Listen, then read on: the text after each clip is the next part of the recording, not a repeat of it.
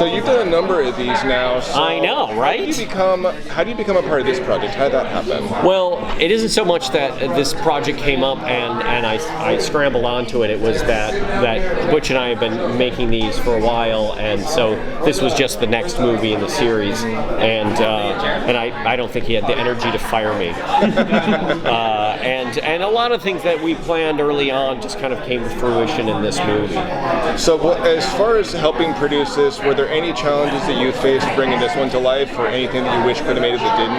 Well, it was during COVID. It was hard to get people out of their house to come over to my house and talk about it. But we were all outside, and we sat 6 feet apart.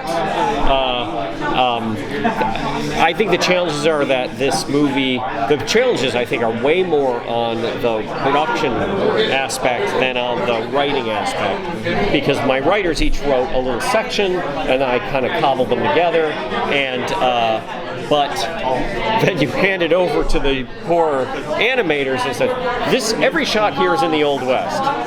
Every shot here is in an ancient sword and sorcery realm. And every shot here is in America in 1959. Good luck. Yeah. Bye. I'm going to be in Aruba. I didn't go to Aruba. So of the 3 parts of this, did you have a favorite part as far as the 3 that we get to see in this one? No, I think just the opposite. I think the fact that they're each so different from each other is the thing that excites me about it. I don't know if I would have. They're all good stories, but and they're not Elseworlds because they are actually happening and they actually happen to the characters we care about.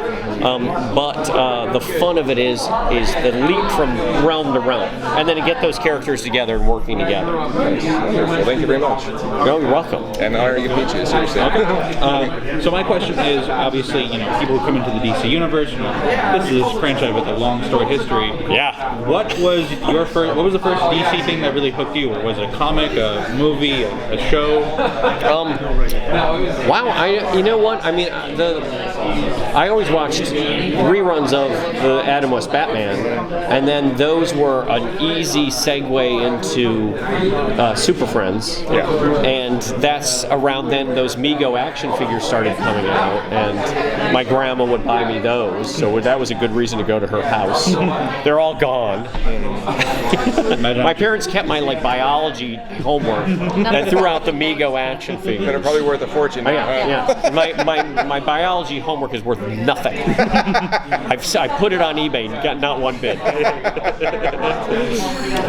So then, obviously, the title, Justice League Warworld, people kind of know what the Warworld is, but what I think the fun is they think they know what Warworld is, and we switched it up a little bit. And as I say that as a fan who, I have every time you say any kind of trigger word in the comic books, I'm like, oh, I know what that is. And then if you don't give me that, I'm like, oh, I feel uncomfortable that you didn't give me exactly. It's like, why does the Flash have brown hair? And then if it's different but good, then I go, oh, thanks. I thought I knew what I wanted, and maybe I wanted something different. So some people are going to like it, and some people are going to tweet me. They're going to tell me exactly what I did to their childhood. I guess the last thing I have to ask is, this project includes characters like Jonah Hex, a lot of more obscure characters. Was there anyone that you wanted to include that didn't make the cut? Any obscure DC character?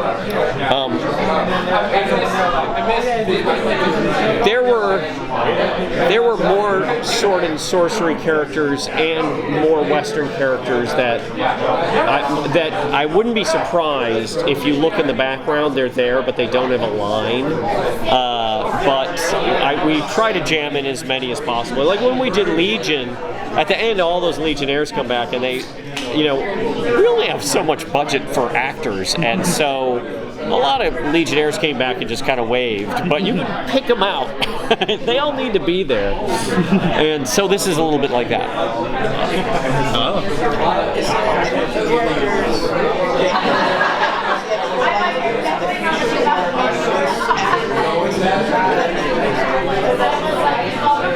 What an unusual question. I never think about when we work on the shows, I don't think about who to cast ever, because Wes Gleason, our casting director and voice director, is brilliant at that. But during COVID, and this is weird, like none of you are going to print this, but we started watching this show called The Goes Wrong Show, which is all these British actors and they screw up plays, and I love all of them, and I would use any of them.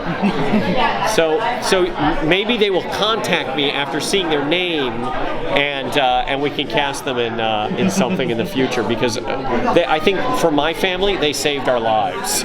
Like that we could come into the living room, turn on the TV, and laugh for an hour was like really useful. But thank you for asking that. In terms of the characters, well, you'll probably see them. Talk about being able to reinvent the DC heroes. Like, we have a mercenary Batman, a gunslinger, like Wonder Woman, and then Superman is this like kind of almost timid like reporter. Yeah, he's the world. Yeah, I believe mild-mannered would be a good description of it. What was fun about that is the Cold War paranoia and the alien fear. I mean, there's a red scare, but then also an alien fear, and he's an alien, and so that was fun. It was all of the characters are sort of who they are anyway, just a little tweaked and a little manipulated by Warworld into being fearful or angry or hateful, and so they are who they are, but it's leading into a specific aspect of it. And having the freedom to kind of go into these different worlds with these characters, was there a point though where you were like, maybe they were going too far with some of these characters? No. No, I thought that's the fun of it. I think they did really stay true to who they are, but we got to play with it a little bit. As to whether it went too far was, there's a lot of characters with swords, a lot of characters with guns, so there's some blood, and then we get to a point where, oh, this is now in our movie, and what if we cut it to this if it's PG, and then it kind of looks like nothing, and so maybe we pushed it a little bit, but most of the viewers are of a certain age and they can handle it. I hope.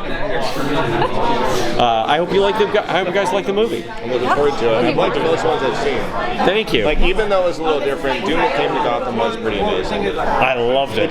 There were a few twists at the end. You're like, oh, okay, we're going there now. Okay. Yeah. It's actually Batman if you say it. Yeah, what was fun about that one was, I think you had to know Lovecraft to get the movie, because the people who haven't read Lovecraft say, well, this movie is nothing happens in it. It's so slow. And it was like, read a Lovecraft book. 1,000 things more happen in this movie. And it's funny too, because it starts off almost like Gotham, like Gaslight Batman still, then it goes on a tangent, like not anymore.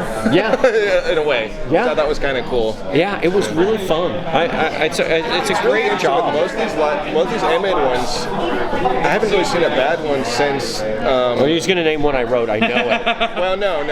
So the one I'm going to say is. And bad is a sliding scale. It's not because your bad movie is somebody's favorite. So it brought Maybe back mine. Mark Hamill. It was The Killing Joke, but the reason it's not that good is because it had such a big hype. Because hey, Hamill's coming back to do Joker, and I think the graphic novel was a lot darker than the actual movie was. And the part with Batgirl is kind of odd, right? Oh, we're going to see Batman and Batgirl have sex, okay, and then she's going to be in a wheelchair and become Oracle, all right.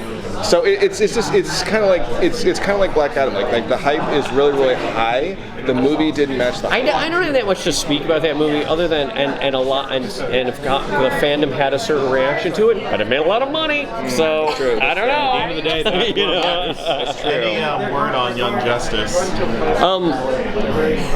The word on Young Justice is Greg and Brandon can do more if you want to see it. I would like to. I like what they did with 3 and 4. The only weird thing was 3 and 4 had more time between that I would have liked. But maybe, and just like 2, they left open more at 4. There's more left open.